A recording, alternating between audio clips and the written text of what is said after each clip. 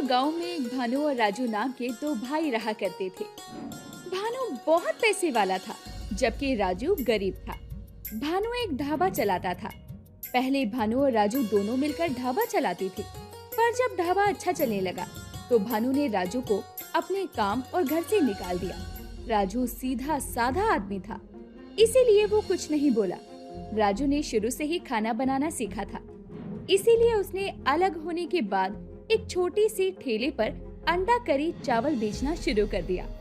गांव में भानु का ढाबा होने की वजह से राजू के अंडा करी चावल का ठेला ज्यादा नहीं चलता था। राजू दयालु स्वभाव का था। वो गरीब और भूखे लोगों को भोजन मुफ्त में ही खिला दिया करता था। राजू की बेटी लक्ष्मी के पैर में चोट आई थी, जिसके कारण वो ठीक से चल नहीं पा रही थी और उसका इलाज शहर में ही हो सकता था, जिसके लिए राजू को 2 लाख रुपए की जरूरत थी। पर राजू के पास इतने पैसे नहीं थे कि वो अपनी बेटी का इलाज करा सके। इस बात को लेकर वो बहुत परेशान रहा करता था। क्या करूं? शहर के डॉक्टर ने बोला है कि लक्ष्मी का इलाज जितनी जल्दी होगा पैर उतनी ही जल्दी ठीक हो जाएगा। अगर देर हो गई तो उसका पैर हमेशा के लिए खराब हो जाएगा। एक बार भानु भैया से बात करके देखता हूँ, शायद वो थोड़ी मदद कर दे। राजू अपने भाई से इस बारे में बात करने के लिए जाता है। 2 लाख रुपए? पागल हो गया है क्या? 2 लाख रुपए कोई छोटी रकम होती है?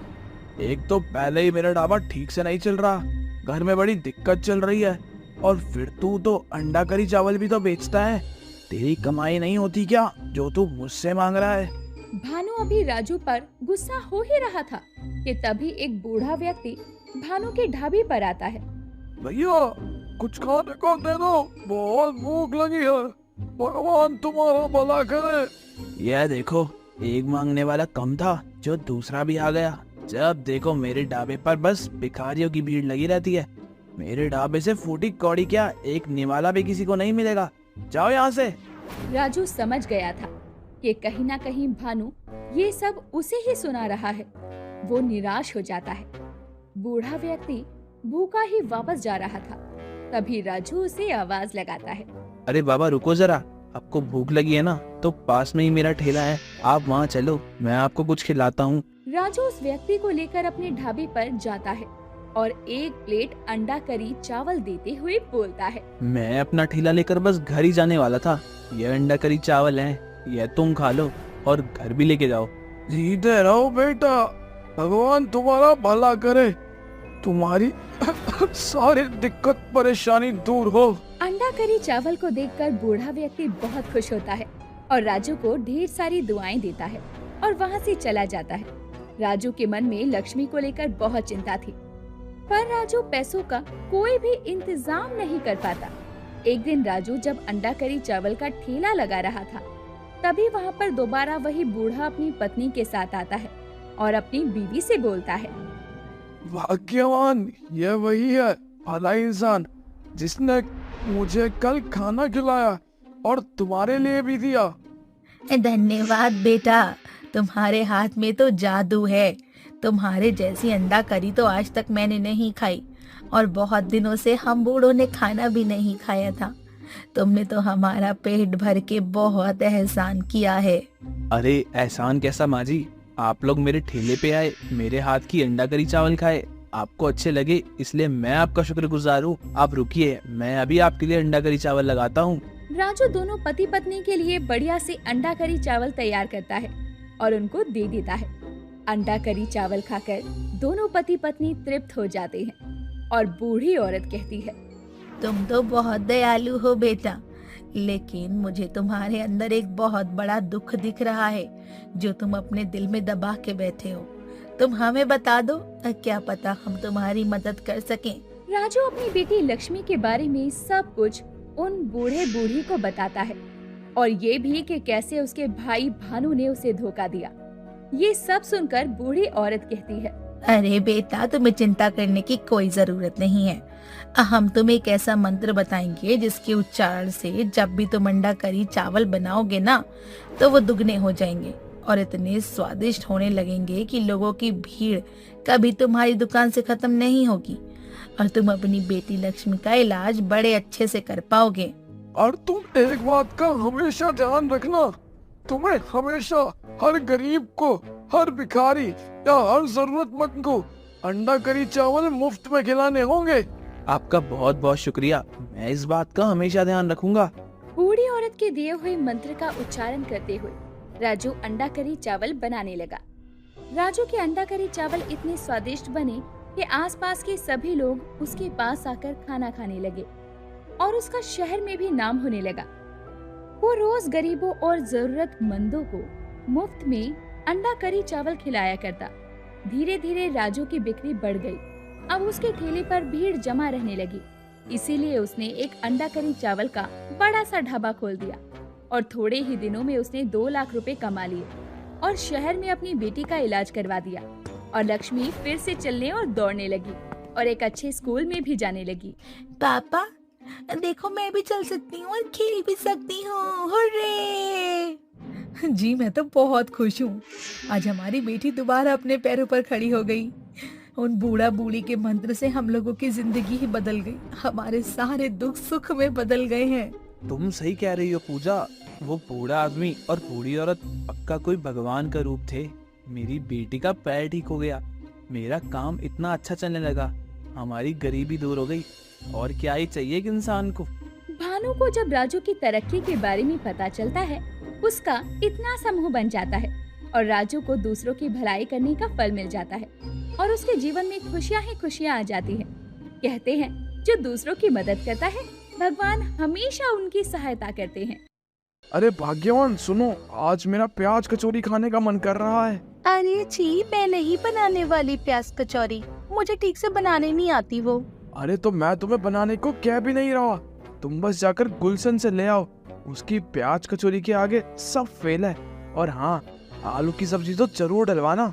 हाँ ठीक है, लेकिन मुझे प्याज कचौरी लाने में फिर थोड़ा वक्त लगेगा, क्योंकि गुलशन की प्याज कचौरी की दुकान पे बहुत लंबी लाइन लगती है। कह तो तुम सही रही हो, गुलशन के प्याज कचौरी है भी तो जबरदस्त। गुलशन बहुत ही लजीज कचौरी बनाया करता था। उसके प्याज की कचौरी खाने के लिए लोग दूर दूर से आते थे। पहले वो बहुत गरीब था। उसने अपनी जिंदगी में बहुत कठिनाइयां देखी थी। गुलशन और उसकी पत्नी ढोलकपुर नाम के गांव में रहा करते थे। गांव में उसके खेत तो थे, लेकिन फसल उगाने के लिए पैसे नहीं थे। तभी एक दिन ठाकुर साहब उसके घर आते हैं। गुलशन, तुझे 3 महीने हो गए, तूने जो मुझसे ये उधार लिया था वो तूने अभी तक नहीं दिया। मुझे जल्द से जल्द मेरे दिए हुए पैसे चाहिए, वो भी ब्याज के साथ, समझा? पर इस बार भी थोड़ा मुश्किल है मालिक, मेरे खेतों में इस बार फसल इतनी अच्छी उगी नहीं है। अभी मेरे पास करने को कोई काम भी नहीं है। मुझे थोड़े दिन की और मोहलत दीजिए आपका कर्ज उतारने के लिए। भाई देख, अब मुझे कुछ और नहीं सुनना। अगले महीने में इसी तारीख को आऊंगा अपने पैसे लेने के लिए। नहीं दे पाया तो उसी टाइम मैं तेरे खेतों में कब्जा कर लूंगा। इतना कहकर ठाकुर साहब वहाँ से चला जाता है। तभी गुलशन अपनी बीवी राधा से कहता है, राधा, मैं अब क्या करूं? इतने कम समय में इतना पैसा कहां से लाऊंगा मैं? अरे जी, ठाकुर साहब तो बहुत ही तेज आदमी है। उसके अगर हमने पैसे ना दिए ना, तो वो सच में हमारे खेत पे कब्जा कर लेगा। नहीं, मैं कुछ करता हूँ राधा। मेरा दोस्त है एक मुंबई में, प्रेम, मैं उसके पास चला जाता हूँ। वो मुझे कहीं ना कहीं तो नौकरी लगवा ही देगा और जैसे ही मैं पैसे कमा लूंगा मैं वापस आ जाऊंगा, क्योंकि अब गांव में तो कुछ है नहीं करने को। जी जैसा आप कहें। गुलशन का दोस्त प्रेम मुंबई में एक अच्छी कंपनी में जॉब करता था। गुलशन अब जैसे तैसे मुंबई की बस में बैठकर अपने दोस्त प्रेम के घर पहुंच जाता है, जहां वो अपने दोस्त प्रेम को उसके सारे दुख दर्द बताता है। और प्रेम कहता है, अरे गुलशन, तू चिंता मत कर, अब तू मेरे पास आ गया है ना, मैं कल ही तुझे कहीं ना कहीं काम में लगवा दूंगा। चल मैं अब तेरे लिए कुछ बना के लाता हूँ खाने को। अरे नहीं प्रेम, तू काम से थक के आया है और आज तुझे मैं अपने गांव वाली स्पेशल प्याज कचौरी खिलाता हूँ, वो भी आलू की सब्जी के साथ। क्या प्याज कचौरी? सच में यार, मैं तुझे बता नहीं सकता कि मैं तेरे हाथ की प्याज कचौरी कितनी मिस कर रहा था। शुक्रिया भाई, तू आज प्याज कचौरी खिलाकर दिल खुश कर देगा। हाँ हाँ हाँ भाई। प्रेम उसे प्याज कचौरी बनाने का सारा सामान दे देता है और गुलशन प्याज कचौरी बनाकर प्रेम को देता है। प्रेम उसे खाकर कहता है, अरे गुलशन, क्या स्वाद आलू की सब्जी और ये प्याज कचौरी है, मजा ही आ गया। तू एक काम क्यों नहीं करता? तू अगर मुंबई में अपनी ये प्याज कचौरी बेचे तो तेरी अच्छी कमाई हो जाएगी। तेरे हाथ की प्याज कचौरी खा के लोग दीवाने हो जाएंगे, दीवाने। लेकिन ठेला लगाने के लिए तो पैसों की जरूरत पड़ेगी ना, और मेरे पास तो। अरे तू चिंता क्यों करता है? मैं हूं ना, तेरी इतनी मदद तो कर ही सकता हूँ मैं। कुछ ही वक्त में प्रेम ने सारा इंतजाम कर लिया। वो गुलशन को मुंबई के बाजार में एक ठेला लगवा कर दे देता है और गुलशन वहाँ प्याज कचौरी बेचना शुरू कर देता है। लेकिन शुरुआत में उसके पास ग्राहक कम आते थे, लेकिन जो भी आता उसकी प्याज कचौरी की तारीफ करके जाया करता था। अरे वाह, मजा ही आ गया। कितनी अच्छी प्याज कचौरी बनाई है, चटपटी आलू की सब्जी। अरे वाह वाह, मजा ही आ गया। यार गुलशन भाई, तुम्हारे इस प्याज कचौड़ी का तो कोई जवाब ही नहीं है। गुलशन को ये सुनकर बहुत अच्छा लगता है और अब धीरे धीरे उसके ठेले पर लोगों की भीड़ लगने लगती है और उसका काम अच्छा चलने लगता है। लेकिन वो अकेले सब संभाल नहीं पा रहा था, इसीलिए वो प्रेम से बात करता है। अरे प्रेम सुनो, मुझे तुमसे एक जरूरी बात करनी थी। हाँ बोलो गुलशन, क्या बात है? सब ठीक तो है ना? वो प्रेम यार, आजकल मेरे ठेले पे बहुत भीड़ आने लगी है और मैं सबको प्याज कचौरी नहीं खिला पाता। तो क्या तू किसी को जानता है जो मेरी मदद कर सके? अरे मैं तुझे कुछ बताने वाला था कि मेरी जॉब चली गई है और मैं भी काम ही ढूंढ रहा था, तो अब मैं ही तेरी मदद कर दिया करूँगा प्याज कचौरी बनाने में। बोल, तुझे मंजूर है? अरे हाँ भाई, ये भी कोई पूछने वाली बात है। अब गुलशन और प्रेम मिलकर अपनी पूरी सब्जी के ठेले को चलाते थे और गुलशन अपने किराए के पैसे भी भिजवा देता है। धीरे धीरे उनकी प्याज कचौरी की बिक्री और बढ़ने लगती है, तो प्रेम एक छोटा सा ढाबा किराए पर ले लेता है। सब कुछ बढ़िया चल रहा था। एक दिन एक ग्राहक उसके पास आता है। अरे गुलशन भैया, सच में यार तुम्हारे हाथों में जादू है। यार मजा आ गया प्याज कचौरी खा के। मेरे बच्चे तो तुम्हारे फैन हो गए हैं। प्रेम को उसकी ये बात अच्छी नहीं लगती कि जो ग्राहक आता वो सिर्फ गुलशन की तारीफ करता। तभी वो खुद से बोलता है, यार मैं भी तो आलू की सब्जी बनाता हूँ और गुलशन बस प्याज कचौरी बनाता है, फिर भी लोग गुलशन की ही तारीफ करते हैं। मुझे सब गुलशन का नौकर समझते हैं, जबकि मैं ही गुलशन को यहाँ तक लाया हूँ। तो नीचे भी मैं ही गिराऊंगा और पूरे ढाबे का मालिक अकेला बन जाऊंगा। मुझे कमाई के आधे पैसे गुलशन को देने नहीं पड़ेंगे। प्रेम के मन में अब लालच आ जाता है और जब अगली सुबह गुलशन आलू की सब्जी बना रहा होता है तो वो उसमें लाल मिर्च ज्यादा डाल देता है और खुद से कहता है, आज देख गुलशन, जो लोग तेरी तारीफें करते हैं ना, कैसे थूकेंगे तेरे ऊपर। आज देखता जा बेटा तू। प्रेम जैसे ही आलू की सब्जी उठाकर दुकान पर रख रहा होता है, उसके हाथ से सारी सब्जी गिर जाती है और उसका हाथ जल जाता है। अरे प्रेम, तू ठीक तो है? अरे तूने सब्जी कैसे गिरा दी भाई? तेरा तो हाथ भी जल गया है। अरे यार, वो सब्जी ज्यादा गर्म हो गई थी, शायद मेरे हाथ जलने लग गए थे तो मेरे हाथ से छूट गई। कोई नहीं, अब अपने पास तो आलू की सब्जी का सामान भी नहीं है, तो आज ढाबा बंद ही रखते हैं और मैं घर जाके तेरे हाथ पे मलहम लगा देता हूँ। अगले दिन फिर प्रेम कचौरी के आटे में इनो मिला देता है, जिससे आटा फूल जाता है। गुलशन जैसे ही कचौरी बनाने लगता है तो कहता है, अरे यार, ये आटा मुझे कुछ खराब सा लग रहा है प्रेम। भाई यार, कचौरी तो तली नहीं रही। नहीं यार, मुझे तो सही लग रहा है, देख एक दो बार और देख। ना भाई, ये आटा तो फूल गया, इससे अब कचौरी नहीं बनेगी। अब हम एक काम करते हैं, आज कचौरी की जगह चावल बना लेते हैं। अबे यार, ये क्या हो रहा है? मेरी सारी सोच खराब क्यों जा रही है? हाँ भाई, तुझे जो ठीक लगता है तू वो कर। अब गुलशन फटाफट चावल बना लेता है। तभी एक ग्राहक आता है और कहता है, सुनो गुलशन भैया, एक प्लेट प्याज कचौरी लगा दो। माफ कीजिए भैया, वो आज आलू की सब्जी के साथ प्याज कचौरी नहीं है, तो बताओ चावल दे दूं उसके साथ? हाँ भैया, दे दो, जो भी है, बड़ी भूख लगी है और आपके हाथ का कुछ भी खा लो, मजा ही आता है। जी धन्यवाद भैया, हम अभी देते हैं।